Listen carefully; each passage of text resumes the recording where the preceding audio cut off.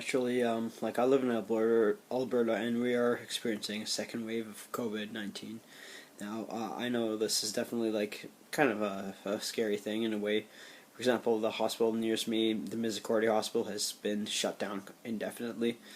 Anybody who works there, they can like I live in a group home, and another group home that is owned by the same people is some of the people are actually unable to work there, so they're short staffed because they actually work at the Misericordia, and since so many people tested positive at Misericordia, just nobody who works in the Misericordia is allowed to work outside anymore, just for temporarily. And it is sad, but I mean it is just the case. That's the case. We're currently sitting on just under 9,000 people who have been infected with COVID-19 in my province. 165 people have died. All of a sudden, we are experiencing, like, say, for example, Friday, we had 2 additional deaths, and we have actually most cases since the outbreak of the virus. So it is the case that it's definitely like the second wave. Now, you gotta actually understand some of the reasons why this may be happening. For example, people are tired of the pandemic. It's like it was declared a pandemic about March 15th, and people are getting really, really tired about the whole thing. About having to wear masks, having to social distance. I mean, I know I see that like everywhere I am, like nobody's social distancing. For example, I live very close to Western Mall now. I haven't been there often because they have closed a lot of the entrances just to do construction. But people are not social distancing. They're on their iPhones. They're standing right next to each other, regardless of whether they're related or not. They could just be friends. Like it is the case, yeah, you are, like you're gonna. People who are asymptomatic can still pass the virus. I know there's a lot of misinformation out there saying that people who are asymptomatic do not pass the virus very often. Unfortunately, they can pass it just as much as anybody. For example, viruses, they first invade your body, and then there's the prodromal phase. During the prodromal phase, that's when you are actually infectious, and then about like 1 to 2 weeks afterwards, you're still infectious. So, and then afterwards, you're not really infectious, but that's why we have the 2-week quarantine because of the infection rate. But it's just, yeah, that's the prodromal phase, which is not really talked about much. So again, misinformation. Like, yes, we were told to wear masks. Like the mask mask that most people wear is kind of like pretty much a dust mask, and it's only 40% effective. Understand the information that they're given is it's to protect the other person. Now, here's the thing. Here's where it becomes kind of tricky.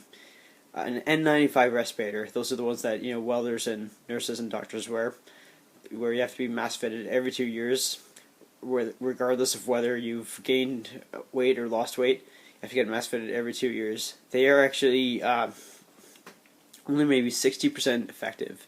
So the reason being is the coronavirus, for example, is 3 microns, so it can still get in because the N95 respirator maximum it can prevent is 5 microns.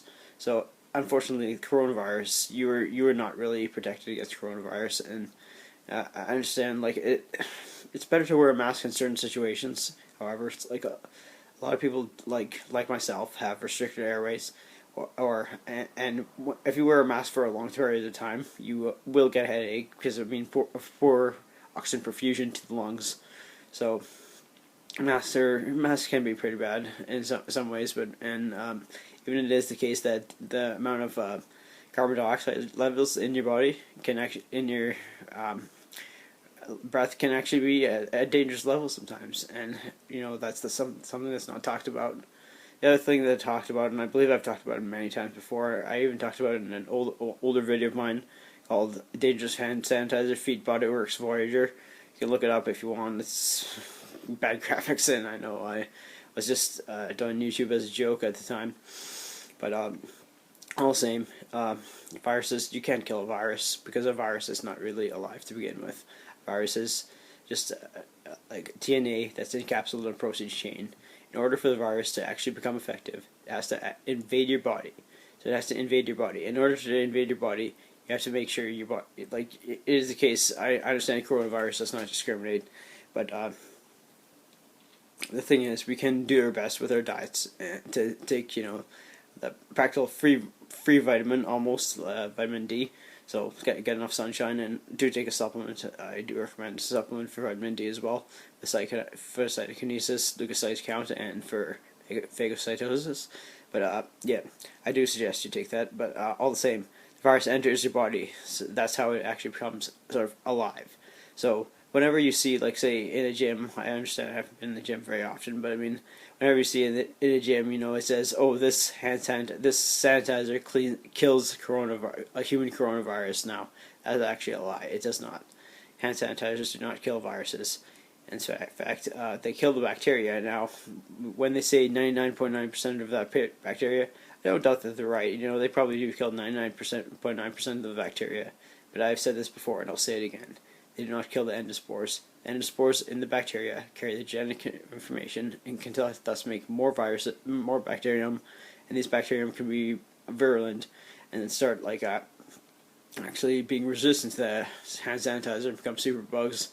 And we do know about the superbugs: methicillin resistant Staphylococcus aureus, and also vancomycin resistant Enterococcus.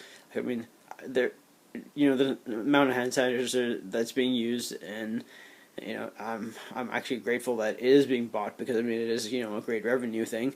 But the amount of hand sanitizer that is being used, I wouldn't be surprised if a lot of people already have superbugs. And yeah, that's pretty much just all I gotta say. Anyway, thanks for watching.